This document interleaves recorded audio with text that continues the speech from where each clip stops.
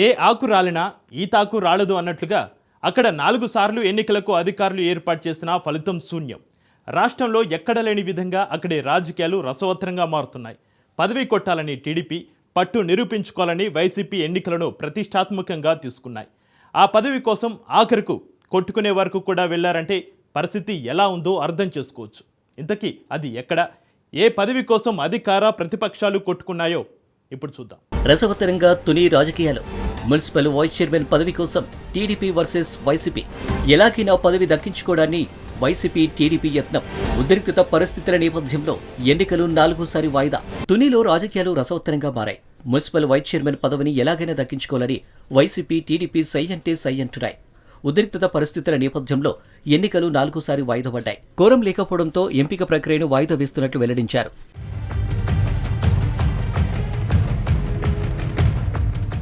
1983 నుండి 5 సార్లు టీడీపీ అభ్యర్థిగా ప్రస్తుత ఎమ్మెల్సీ యనమల రామకృష్ణుడు ఏకఛత్రాధిపత్యం వహించారు. ఆయన తమ్ముడు యనమల కృష్ణుడు షాడో ఆర్థిక మంత్రిగా చక్రం తిప్పేవారు. తర్వాత 2009 ఎన్నికల్లో మొట్టమొదటిసారి యనమల రామకృష్ణుడు ఘోర ఓటమిని చవిచూశారు. అతడిపై కాంగ్రెస్ పార్టీ అభ్యర్థి రాజా అశోక్ బాబు విజయం సాధించారు. ఇక ఓటమి తర్వాత ఎన్నికల్లో పోటీ చేయనని యనమల రామకృష్ణుడు ప్రత్యక్ష రాజకీయాలకు దూరంగా ఉన్నారు. అనంతరం జరిగిన 2014-2019 ఎన్నికల్లో యనమల తమ్ముడు కృష్ణుడు పోటీ చేశారు. ఎన్నికల్లో 2 సార్లు ఘోర పరాజయాన్ని చవిచూశారు. అదే సమయంలో తాడిశెట్టి రాజా ఎన్నికల్లో ఘన విజయం సాధించారు.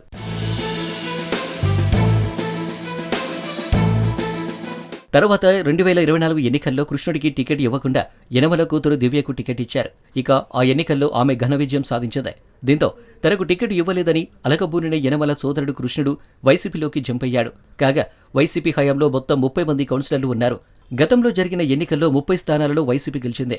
ఒక కౌన్సిలర్ మృతి చెందగా మరొక కౌన్సిలర్కు డీఎస్సీలో టీచర్ ఉద్యోగం రావడంతో రాజీనామా చేశారు. 28 మంది కౌన్సిలర్లు వైసీపీకి చెందిన వారే.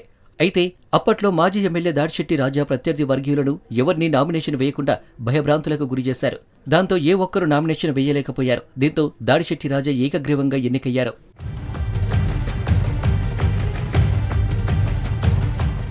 ఇక అప్పుడే అసలు కథ మొదలైంది. ఆ పార్టీలోని నేతలే వైస్ చైర్మన్ నేనంటే నేనంటూ పలువురు పోటీపడ్డారు. దీంతో ఆ 2.5 సంవత్సరాలు ఒకరు, మరో 2.5 సంవత్సరాలు మరొకరు విధులు నిర్వహించాలంటూ అధిష్టానం తీర్మానం చేసింది. తర్వాత వైసీపీ ప్రభుత్వం అధికారాన్ని కోల్పోవడం, కూటమి ప్రభుత్వం రావడం జరిగిపోయాయి.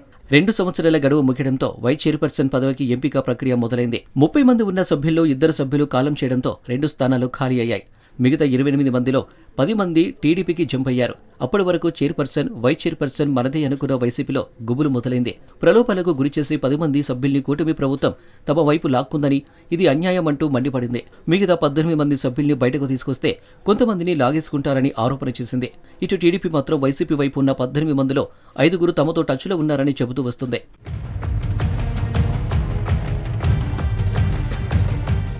కూటమి సర్కార్ దారుణంగా వ్యవహరిస్తుందని, స్వేచ్ఛగా ఓటు కూడా వేయకుండా చేస్తుందని, తమకు తమ పార్టీ సభ్యుల అండదండలు కావాలంటూ అందరూ తునికి రావాలని మాజీ ఎమ్మెల్యే దాడిశెట్టి రాజా పిలుపునిచ్చారు. ఈ నేపథ్యంలో మాజీ మంత్రి ముద్రగడ పద్మనాభం, వంగ గీత, కన్నబాబు, దావులూరి దొరబాబు, ద్వారంపూడి చంద్రశేఖర్ రెడ్డి వంటి వారు తునికి బయలుదేరారు. అయితే చెలో తుని కార్యక్రమానికి అనుమతి లేదంటూ పోలీసులు ఎక్కడి వారిని అక్కడే అడ్డుకున్నారు.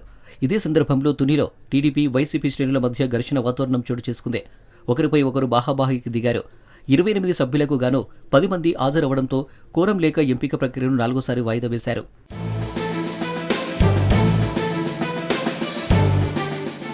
గత ఎన్నికల్లో కనీసం నామినేషన్ కూడా వేయకుండా దాడిశెట్టి రాజా చేశారని టీడీపీ నేతలు ఆరోపిస్తున్నారు. ప్రజాస్వామ్యంలో ఓటు హక్కు స్వేచ్ఛగా వినియోగించుకోవచ్చని, దాచిపెట్టిన సభ్యులను మున్సిపల్ కార్యాలయానికి తీసుకువస్తే వారు ఓటు హక్కును వినియోగించుకుంటారని టీడీపీ సభ్యులు చెబుతున్నారు. ఇటు వైసీపీ మాత్రం ఓటు హక్కు వినియోగించుకోవడానికి 18 మంది బయటకు వస్తే టీడీపీ నేతలు ప్రలోభాలకు గురి చేస్తారని ఆరోపణలు చేస్తుంది.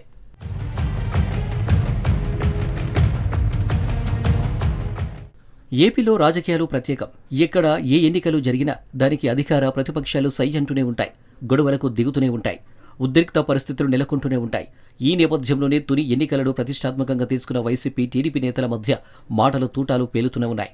ఈ ఉద్రిక్త పరిస్థితుల నేపథ్యంలోనే ఎన్నికలను వాయిదా వేసింది ఎలక్షన్ కమిషన్. మరి ఇప్పటి వరకు ఉన్న వైస్ చైర్మన్ దాడిశెట్టి రాజా ఎన్నికలు ముగిసే వరకు ఉంటారా, లేక అధికారం ఉంది కదా అని టీడీపీకే వెళ్తారా అన్నది ప్రశ్నార్థకంగా మారింది. మరోవైపు అసలు ఈ వైస్ చైర్మన్ ఎన్నికలు ఎప్పుడు జరుగుతాయన్నది ఇప్పుడు అంతుచిక్కని ప్రశ్నగా మారింది.